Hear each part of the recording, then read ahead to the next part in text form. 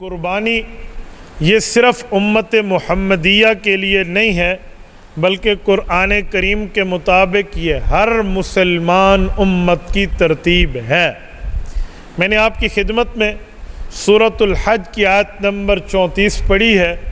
رب کریم نے اس آیت میں وَلِكُلِّ أُمَّةٍ جَعَلْنَا کی بات فرما کر یہ بات ارشاد فرمائی کہ قربانی کا طریقہ ہر امت کے لیے ہے۔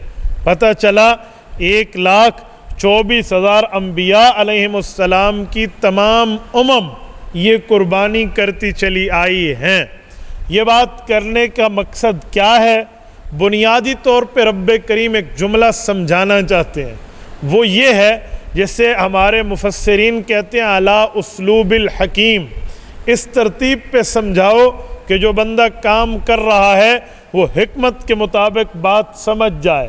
اگر یہ حکم ایسا ہو کہ یہ صرف آپ کے لیے ہے، پچھلی امتوں کے لیے نہیں ہے، تو سوال اٹھے گا، بندے کے دماغ میں یہ بات آئے گی کہ دیکھو ہم سے وہ کام کرایا جا رہا ہے جو کام پچھلوں نے تو نہیں کیا، ہم کریں گے مشکل ہوگی، ہم کریں گے تکلیف ہوگی، ہم کریں گے پتہ نہیں نئی ترتیب ہے کیا بنے گا۔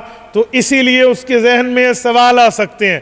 رب نے فرمایا ایسی کوئی بات نہیں ہے، آپ یہ نہ سمجھو کوئی نعوذ باللہ بے ڈھنگا کام ہے، نئی ترتیب شروع ہو رہی ہے، صرف امت محمدیہ کو حکم دیا جا رہا ہے۔ جی نہیں، وَلِكُلِّ أُمَّةٍ جَعَلْنَا مَنْسَكًا، ہر امت کو، ہر نبی کو ہم نے یہ حکم دیا کہ وہ اپنی امت کو یہ بات بتائے لِيَذْكُرُوا اسْمَ اللَّهِ عَلَى مَا رَزَقَهُم مِّن بَهِيمَةِ الْأَنْعَامِ، کہ وہ جانور اس کو جو گھر میں پالتو جانور ہیں انہیں اللہ کے نام پہ ذبح کر دے۔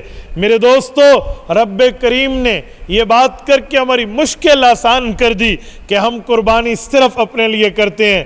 جی نہیں، قربانی اللہ کے لیے کریں، اور یہ مشکل کام نہیں ہے، یہ ساری امتیں کرتی آ رہی ہیں۔